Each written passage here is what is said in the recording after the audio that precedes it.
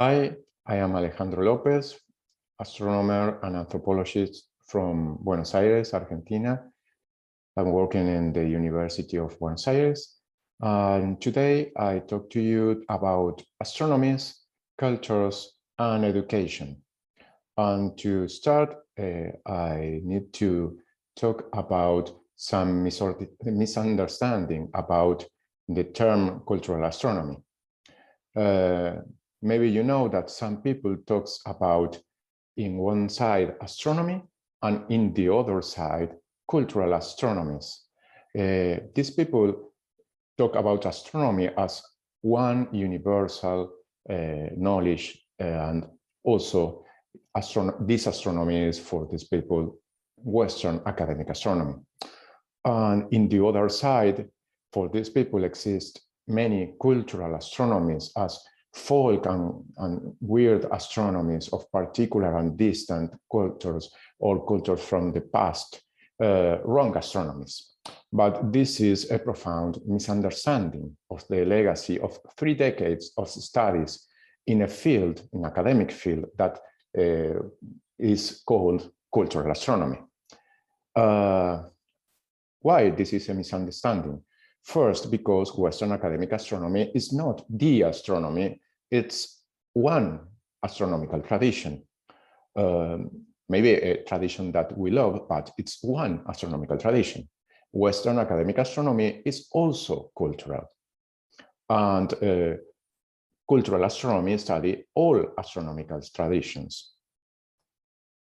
Cultural astronomy is an interdisciplinary effort, an interdisciplinary academic effort to think about astronomies, including Western academic astronomy. Cultural astronomy is not some kind of strange and folk astronomies. It's not an adjective for these different astronomies. It's the name of an interdisciplinary academic field that study all astronomical systems as social facts. And this is a very important start point. In this sense, cultural astronomy is a perspective. It's some kind of sea about different astronomical traditions. It's not searching for fragments of our astronomy in distant cultures. It's not only to looking for the context of astronomy, but is about to think astronomical systems as socio-cultural products. Cultural astronomy as academic field includes different subfields, as for example, ethnoastronomy, archaeoastronomy, and social history of astronomy. And cultural astronomy, especially ethnoastronomy, can contribute a lot to astronomical education from an intercultural perspective. And I think all astronomical education needs to be intercultural. And what is ethnoastronomy? Ethnoastronomy is a perspective dedicated to the study of the contemporary astronomical knowledge and practices as integral part of any social unit, for example, ethnic groups, but also social classes or professional groups, with special emphasis in ethnographic, ethnological, and anthropological tools that includes description, comparison, and theoretical approach. Ethnoastronomy implies a holistic intention, the idea of put the astronomical knowledge in the general context of all the knowledge of this social group and all the social life of this social group, the direct involvement of researchers in the world they study, mainly by the technique of participant observation, the search for the local logics and the local meanings, the logics of the practice, the logics of the day-to-day knowledge, but also the logics of these very big systems of knowledge that we call cosmologies. not only a local and present perspective, but also a historical, regional, and global perspective. The use of many combined techniques like interviews, elicitation, life histories, polls, etc. Estrangement and reflexivity as tools, estrangement in the sense of take some distance from our common sense, the common sense of our society, and also from the common sense of the society we study, and reflexivity in the sense to think about our role in the construction of the data that we obtain in the field work. Also, research in ethnoastronomy implies the involvement with local circumstances and people concerns. And all of these are important for the influence of ethnoastronomy and cultural astronomy in general in astronomical education. Some important point, I say it again, knowledge is a social construction, including our astronomical knowledge. We live in a universe that is full of meanings, schemes of perception, metaphors, in which we are introduced by other members of our society, mainly by primary socialization, imitation, and day-to-day experience. And these include our ideas about the sky. We learn a lot about the sky in our society from this day-to-day experience source. Some important features of worldviews. The first of these, the experience of the human senses, the experience of the world from our bodies, limits the possibilities of construction of human worldviews, but not to a single one compatible option. Also, the social need to legitimize the knowledge impose limits to these possibilities of a worldview in a given society at a given time, but again, not to only one choice. Also, a worldview not only implies a specific set of answers about how the world is, but also involves a set of questions, goals, truth criteria, etc. Worldviews are historically and socially constructed, but any evaluation of a worldview also is from a point of view that is historically and socially constructed. Worldviews tend to be naturalized as seen as obvious and complete, like the water for a fish. The fish don't see the water, don't think about the water. The water is the world of the fish. In the same sense, our worldview is invisible for us, but for this reason is implied in all of our ideas and our practices. Worldviews are linked to social structure and especially to power. For this reason, comparison between worldviews is it's a political fact, not only an epistemological act. Every system of ideas and practices about the sky are unfinished and incomplete and changing as systems. All systems of knowledge about the sky are incomplete and all are in change. Also, the indigenous systems of knowledge are incomplete and in change, and also Western Academic Astronomy worldview is incomplete and are changing all the time. And knowledge systems are always implicated in the general social file, but with different degrees of autonomy with respect to this social file. And all worldviews are traversed by power. In fact, the more important is the sky for a society, more involved are power is power in the regulation of this knowledge about the sky. The social structure that is behind a knowledge system has a great influence in the features of these knowledge systems. For example, in the epistemic structure of the system, in the modes of transmission of knowledge, in the truth regimes, in the difference between experts and laymen, in the expected degree of homogeneity of the system, in the treatment of divergences, in the tendency to closure, in the search of innovation, and also in the relation with other aspects of social life. In particular, it's very important the relation between leadership and leadership disputes and the ideas and practices about the sky.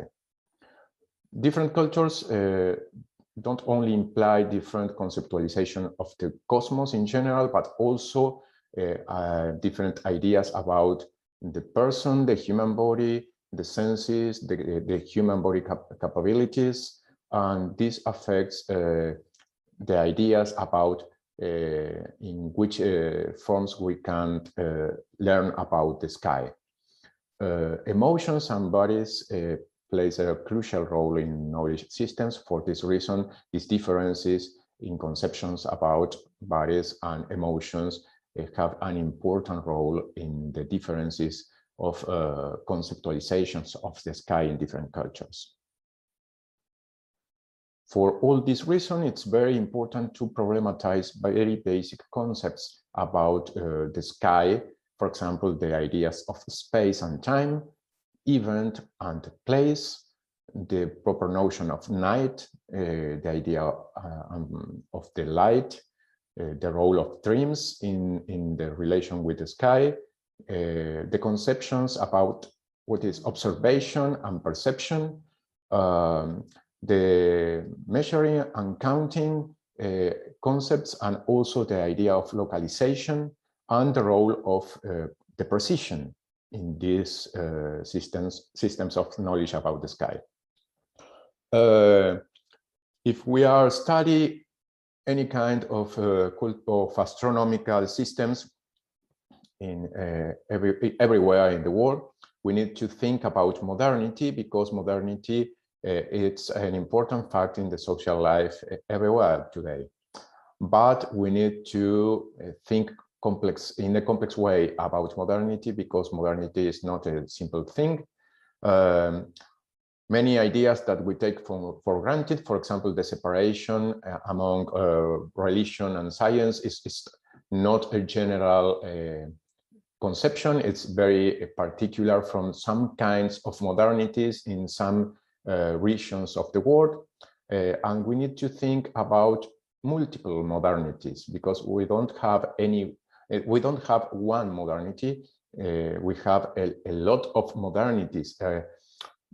Modernities are unfinished projects that are locally redefined and transformed, and in this sense, modernity is don't exist any place in the world in which modernity is a finished concept and a closed thing. In anywhere, modernity is an unfinished project. For this reason, but not only for this reason, ethnography and ethnoastronomy needs not only a present and local perspective, but also historical and a different scale perspective, regional and global also, because it's important to avoid this naive idea of remnants or survivals of prehistoric societies in the present, and also the idea of undisturbed ancestral traditions or the illusions that in some ancient times exist pure cultures. Human cultures are always in contact with other human cultures and are always changing. If we think in fighting against coloniality, we need to understand the link among human knowledge and power. And with this idea in mind, we can try to fight against coloniality in knowledge. And the first step is to think about diversity of conceptions of the world, the human diversity of conceptions of the world as a wealth and not as a problem. Other important thing is to think about Western academic astronomy from the perspective of cultural astronomy. And from this point of view, we can see that Western academic astronomy suppose certain base metaphors, certain set of emotion and attitudes about the sky. And these conceptions are obvious for those who grow up socializing in these conceptions, but for other human beings, these ideas are opposed to their own way of experiencing and thinking about the sky. The teaching process of Western academic astronomy in a diverse world needs to be based on respect and understanding of these differences. We need a real intercultural dialogue, and this implies a real reflexivity of the part of the teacher. Cultural astronomy can contribute a lot to improve astronomical education. We need to solve some problems, and cultural astronomy can help to solve some of these problems in astronomical education. One is, for example, the huge amount of inaccurate material about astronomies of different culture that is in use in the teaching and popularization of Western astronomy. Other problem is that many times astronomies of other cultures are used in an anecdotal manner in education as a kind of a curious introduction to Western science. And also another problem is the presentation of other conceptions of the sky as irrational. Please take into account that exist professionals in cultural astronomy and exist professional associations linked to cultural astronomy. You have, for example, in Latin America, the SIAC, in Europe, the SIAC, and also you have the ISAC. All of them are cultural astronomy professional associations in which converge a lot of professionals from these different disciplines that work in a connected way to understand better the cultural astronomy and the astronomical traditions in all the world. Possible contributions of cultural astronomy to astronomical education. First, knowing different astronomies allows us to better understand the general mechanisms of constructions of models and ideas about the sky, and also a more anthropological view of the history of Western astronomy help us to better understand the assumptions, goals, and limits of Western academic astronomy, understand the logic and metaphors and interest behind different astronomical traditions can help educators to design better strategies for the teaching activities. The crucial role of naked eye astronomy in many astronomical systems different from Western academical astronomy, contemporary Western academic astronomy, they have a lot of potential to construct a more strong emotional link with the sky in the students, and also a more connected with the local landscape astronomy, have more links with the life experience of the students. And many non-Western astronomical traditions have these features. A cultural approach to astronomical knowledge systems gives the opportunity to the student to think about very important issues, as for example, conception of experience, truth regimes, institutional organization of knowledge. The future citizens of the world need an informed and critical appropriation of scientific knowledge. Cultural astronomy can help a lot in this. And also the contemporary crisis of relation of many people with science is a crisis of confidence in the scientific institutions and their commitment with the people's lives. We need to think about this also. And we can learn about new models and metaphors and approaches about the sky. Maybe some of them in the future useful for Western academic astronomy. And due to the prestige associated with astronomical knowledge, the recognition of astronomical knowledge of oppressed communities have a lot of importance to build respect and legitimacy for these people. Final remarks. Western academic astronomy is not a transcultural meta system, universal system of knowledge about the sky.